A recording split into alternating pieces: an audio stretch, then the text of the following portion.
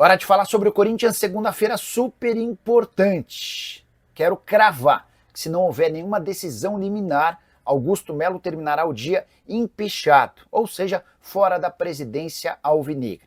Quero te explicar um contexto de tudo que está rolando. Na noite dessa segunda-feira haverá reunião do Conselho Deliberativo para a votação do impeachment do presidente. O motivo, caso Vaidbet, na última quinta-feira, ele e outros 2 diretores foram indiciados pela polícia por lavagem de dinheiro, associação criminosa e furto qualificado. Se já existia pouca chance de o Augusto sobreviver a essa reunião na noite dessa segunda-feira, depois do indiciamento, essa chance é nenhuma. A única forma de o Augusto escapar do impeachment é através de uma liminar ou outra que possa surgir ao longo do dia, pedindo a realização desse julgamento ou dessa votação em outra data, ou cancelando a votação. Do contrário, se a votação existir, o Augusto será empichado. É bom dizer que a partir daí o primeiro vice-presidente acaba assumindo provisoriamente. A gente está falando sobre o Osmar Stabile, que tem a missão de, como presidente interino, de convocar uma reunião entre sócios para a votação desse impeachment. Os sócios precisam ratificar essa decisão. Também entre os sócios a coisa anda bastante complicada para o presidente alvinegro. Importante lembrar que durante a madrugada os muros do Parque São Jorge foram pichados, com palavras nada bacanas para com o presidente Augusto Melo. Por falar no Augusto, deixa eu trazer uma informação que é antiga, mas que mostra algo contrário do que ele disse na última sexta-feira. O Augusto convocou a imprensa para falar lá na Neoquímica Arena que o CPF dele é limpo, isento, e sempre foi assim na história corintiana. Pois bem, em 2016, ou seja, há mais de 9 anos, o Augusto, que ocupava o cargo de assessor da diretoria, quase foi demitido.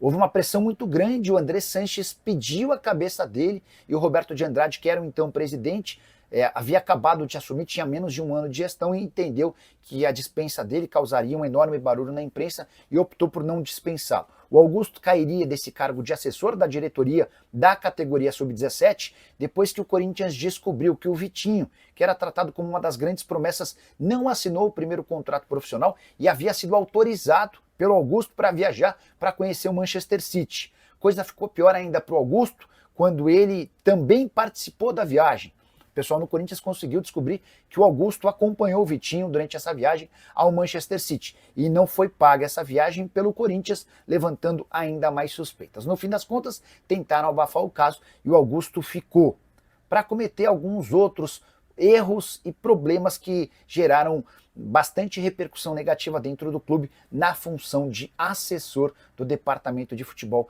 da categoria sub-17. Sabe quem era o parceiro do Augusto nessa época? Claudinei Alves, que teve a sua cabeça pedida recentemente pela Gaviões da Fiel.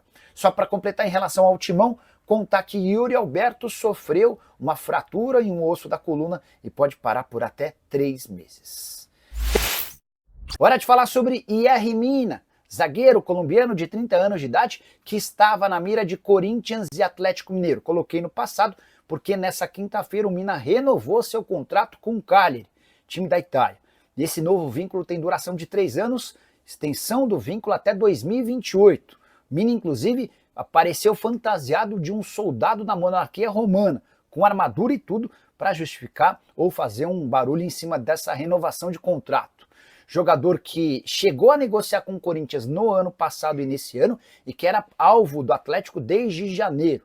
Mina sempre deixou claro para os seus representantes que se tivesse a oportunidade permaneceria na Itália. A família adaptada, ganhando em euro, em uma condição muito melhor na visão dele do que atuar no Brasil. E o fato de o Cagliari ter oferecido 3 anos de contrato depois de 2 renovações com contratos simples e curtos tem tudo a ver com o desempenho do atleta, que enfim voltou a se livrar das dores e dos problemas físicos. Mina jogou 30 partidas na atual temporada com 1 gol. Ele não conseguia atuar tantas vezes desde a temporada 2019-2020, quando defendia o Everton da Inglaterra. Só para completar, é importante lembrar que o Mina estará no olho do furacão nessa sexta-feira, quando o Cagliari visita o Napoli, jogo que vale o título do campeonato italiano.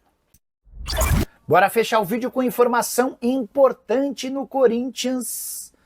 Alex Cassundé, apontado como laranja na intermediação do contrato entre Corinthians e Vaidbet, pode recorrer à delação premiada. Deixa eu explicar em detalhes essa história. O advogado do Alex Cassundé pediu uma reunião com urgência com o delegado do caso, o Thiago Correia.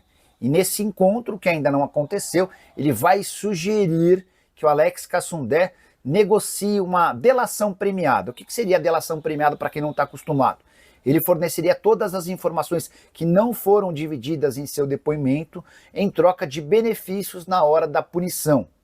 Isso ainda não está confirmado, mas é algo que está acontecendo. E causa enorme preocupação nos dirigentes do Corinthians, em especial ao presidente Augusto Melo e dois dos seus ex-assessores, o ex-superintendente de marketing Sérgio Moura e também o ex-diretor administrativo Marcelo Mariano. Nessa semana, os três, Augusto, Marcelo Mariano e Sérgio Moura, foram indiciados por 3 crimes: furto qualificado, formação de quadrilha, que se tornou organização criminosa, além de lavagem de dinheiro. Essa manifestação ou essa possibilidade de delação premiada tornaria ainda mais complicada a vida de Augusto Melo, que deve sofrer impeachment no Corinthians nessa segunda-feira. Você sabe que tem reunião marcada do Conselho Deliberativo e desde que exista maioria dos votos a favor do impeachment e ele já é afastado no ato. Vale a lembrança de que o Alex Cassundé chegou a admitir à polícia que não intermediou o acordo entre Vaidbet e Corinthians, ainda assim foi apontado pelo Timão como responsável pela intermediação e por isso garantiria 25 milhões de reais. A polícia conseguiu rastrear que de 1.400.000 depositados na conta dele vindos do Corinthians, 1 milhão acabaram por parar numa empresa ligada a uma facção criminosa.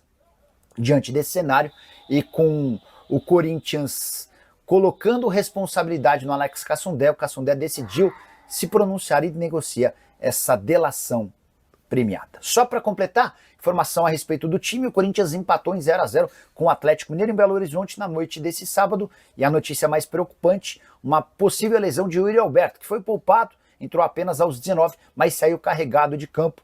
A informação inicial de que ele teve um trauma na região lombar que resultou em uma contratura muscular.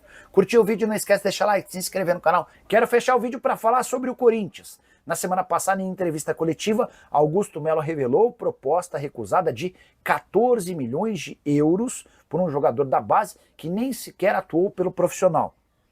Importante contar que esse jogador em questão, de acordo com o site Meu Timão, é o Guinegão, centroavante de 18 anos de idade, bom jogador que atua no Sub-20. A fase do Sub-20 é tão ruim que até o Guinegão tem jogado abaixo. Mas, segundo o Meu Timão, é o Montpellier da França o interessado e o clube que se dispôs a pagar 14 milhões de euros.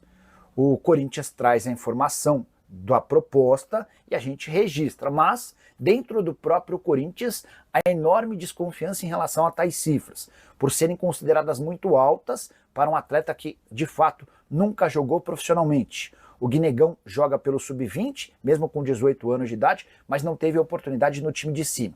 E aí, até essa pessoa do Corinthians que eu consultei e desconfia desses 14 milhões de euros, lembra do Kevin, atacante que pertencia ao Palmeiras, nascido em 2003, e com jogos no time de cima ele foi negociado com o Shakhtar Donetsk por 12 milhões de euros. Em geral, quando o atleta ainda não estreou no time de cima, é muito difícil que qualquer cifra supere os 10 milhões de euros. Por isso, dentro do próprio Corinthians, há desconfiança de que essa suposta oferta recusada pelo presidente Augusto Melo de 14 milhões tenha sido menor. A justificativa que o Timão deu para não levar o negócio adiante tem a ver com a forma de pagamento. A ideia do Montpellier era fazer um parcelamento longo e o Corinthians só se dispõe a fazer negócios com pagamentos à vista ou próximo disso.